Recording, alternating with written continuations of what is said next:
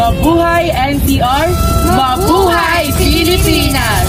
Tayo na ang sumayaw, umila at gumalaw. Tayo na ang sumayaw, umila at gumalaw. Tayo na ang sumayaw, umila at gumalaw. Tayo na ang sumayaw, umila at gumalaw. Ilog ng mga ulap, hinipan ng hangin, uli ng mga ibon, naglalakbay sa kapawid. Kay sarap mabuhay, sa ilalim ng nag-iisang mundong makulay. Sayaw, sayaw, sumasayaw ang langit, kay aming dahilan upang magdiwang. Tayo ay pinag-isa ng langit, lupa, kalikasan at kultura. Sayaw, sayaw, sumasayaw ang langit, kay aming dahilan upang magdiwang. Sa puso ng Luzon, naraw ng NCR. Duyan ng kasaysayan, liwanag ng bayan. Sa bawat kalye at gusali ng makikita, may kwento ng kahapon na buhay. Ako si Binibini Princess Anne B. de la Cruz. Sa Manila, unang tinig ng kalayaan sa lugar. Mayani na rayon namin. Intramuros, buwag ng lumang panahon. Taglay ang alaala ng kolonyal na Luzon. Ako si Binibini Micaela G. de la Peña. Ngayon, lungsod ay makabagong makulay, Makati, Taguig, sibilisasyong tunay. Shopping, kainan at sayang walang humpay. Sa NCR lahat ng biyay sulit sa buhay. Ako si Binibining Maria J. Donna. Ngunit higit pa sa tanawin, tao ang yaman. Magalang, masipag at puno ng dangal. Tuklasin, damhin at iyong alalahanin. Sa NCR ang kwento ng bansa ay walang hangganin. Ako si Ginoong Carl Ivan Carias Ugay. Halina't samahan kami sa aming lakbay. Tara, tangkilikin ang sariling atin.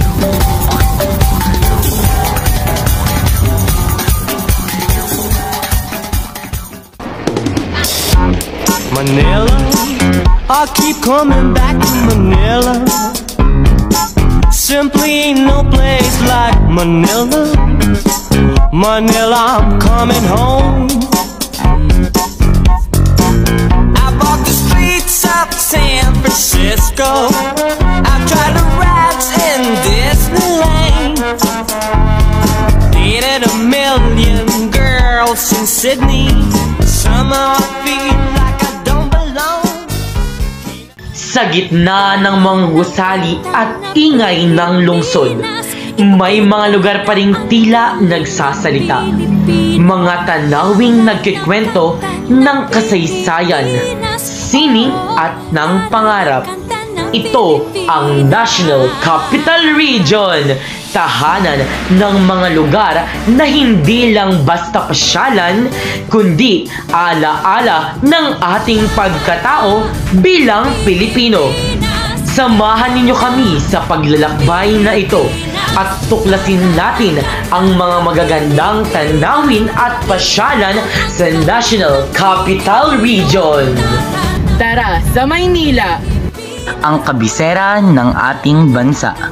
Alam nyo bang ang Maynila ay dating tinatawag na Maynilad? Mula ito sa halamang nilad na tumutubo sa baybayin ng Ilog Pasig. Arat sa Quezon City. Sunod ang Quezon City. Ipinangalan ito kay dating Pangulong Manuel L. Quezon at dito unang itinayo ang Quezon Memorial Circle. Arat sa Caloocan.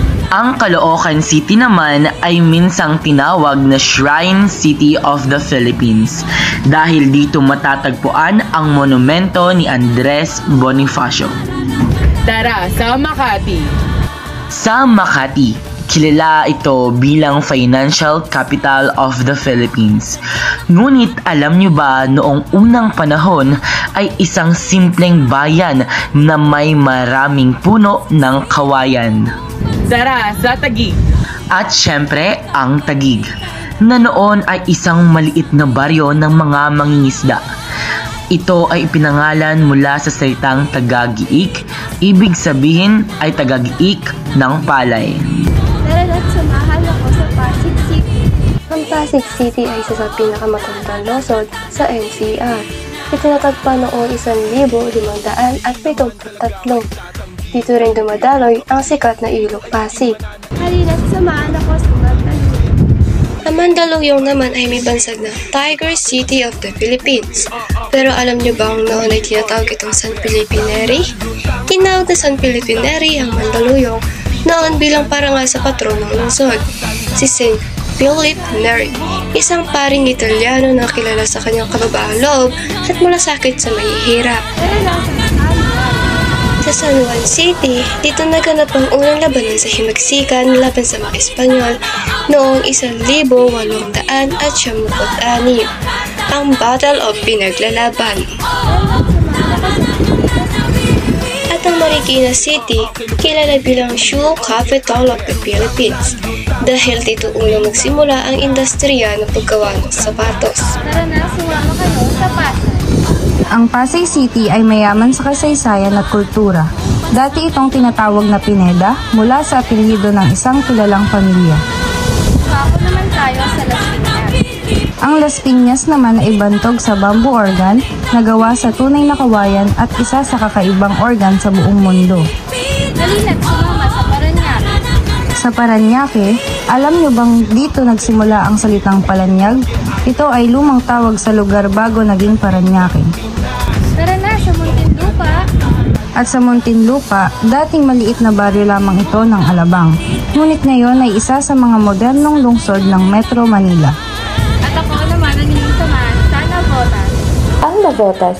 Ang Navotas ay tinatawag na fishing capital of the Philippines dahil karamihan sa mga naninirahan o mga residente dito ay mangingisda. At halina sa Malabon. Sa Malabon naman, sikat ito sa kanilang pansit Malabon. Pero alam niyo bang ito ay tinatagpo noong 1614? Samahan niyo naman ako sa Valenzuela City. Tumako naman tayo sa Valenzuela City. Ang Valenzuela City naman na ipinangalan kay Pio Valenzuela, isa sa mga bayani ng Katipunan. At ang panguli, sa Pateros. At syempre, ang Pateros, tanging munisipalidad sa NCR. Kilala naman ito sa paggawa ng balot at tinutak, isang espesyal na kakanin. Maraming nagsasabing ito ay puro gusali at trapiko. Ngunit sa likod ng abalang lungsod ay matatagpuan ang mga pasyalang puno ng kasaysayan, kultura at kagandahan. Tara at tuklasin natin ang mga sikat na destinasyon sa National Capital Region na patunay ng ganda at yaman ng ating inang bayan.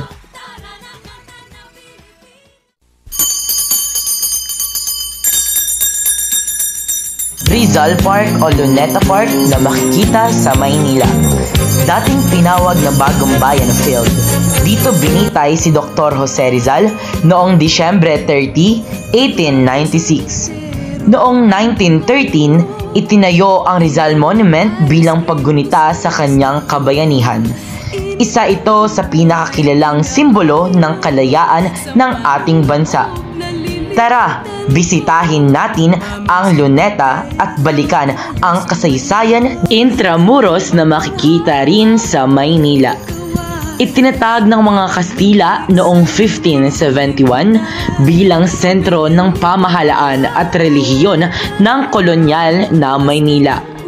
Tinaguri ang Walled City dahil pinalilibutan ito ng matataas na pader para sa proteksyon.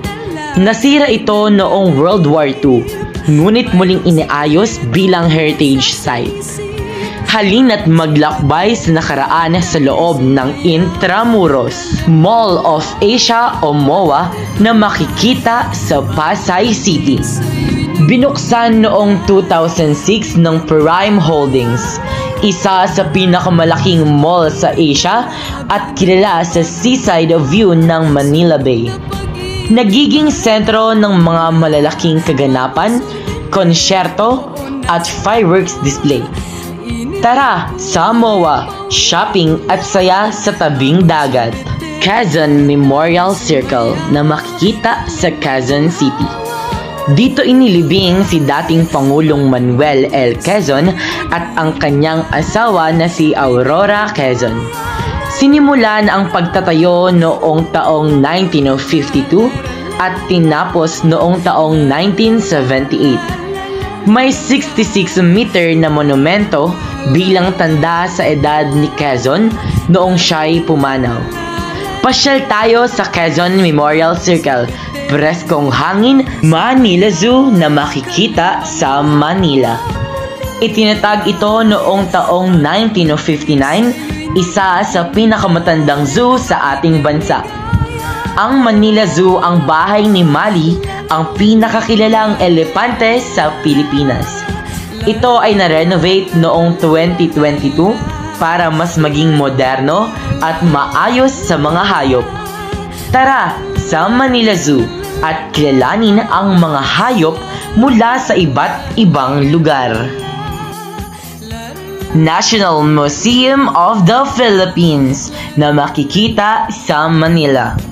Itinatag noong taong 1901 bilang Insular Museum of Ethnology, Natural History and Commerce. Dito makikita ang mga makasaysayang obra gaya ng Spolarium ni Juan Luna. Layunin nitong ipreserba at ipakita ang kultura at kasaysayan ng ating bansang Pilipinas. Halina't tuklasin ang ganda ng sining at kultura sa National Museum, Star City na makikita sa Pasay City. Nagsimula bilang maliit na carnival noong taong 1991. Isa sa mga pangunahing amusement park sa ating bansa. Nasunog ito noong taong 2019, ngunit muling binuksan noong 2022 na mas moderno at ligtas. Handa ka na ba sa saya? Tara, mag-Star City! Bonifacio Global City, kilala bilang BGC, na makikita sa Taguig City. Dati itong Fort Bonifacio, kampo ng mga militar. Noong taong 1990s, ginawang modernong business district. Ngayon ay simbolo ng urban development at modernong pamumuhay sa Metro Manila. Tara sa BGC, kung saan moderno at makulay ang bawat sulok. Okada, Manila na makikita sa Parañaque City. Binuksan noong 2016, isa sa pinakamalaking luxury casino at hotel sa Asia. May dancing fountain na itinuturing na pinakamalaki sa bansa. Nagbibigay ng world-class entertainment at hospitality sa mga turista. Maranasan ang karangyaan at aliw sa Okada, Manila. Art and Island na makikita sa Cubao, Quezon City. Binuksan noong taong 2014, unang 3D interactive art museum sa Pilipinas. Nilikha ng mga Korean artists na naglayong gawing buhay ang sining. Dinadayo ng mga pamilya at kabataan para sa kakaibang photo experience. Ihanda ang kamera mo! Tara sa Art and Island at maging parte ng sining! At ayan na nga ang mga fun facts tungkol sa NCR. Sana ay nadagdagan ng iyong kaalaman.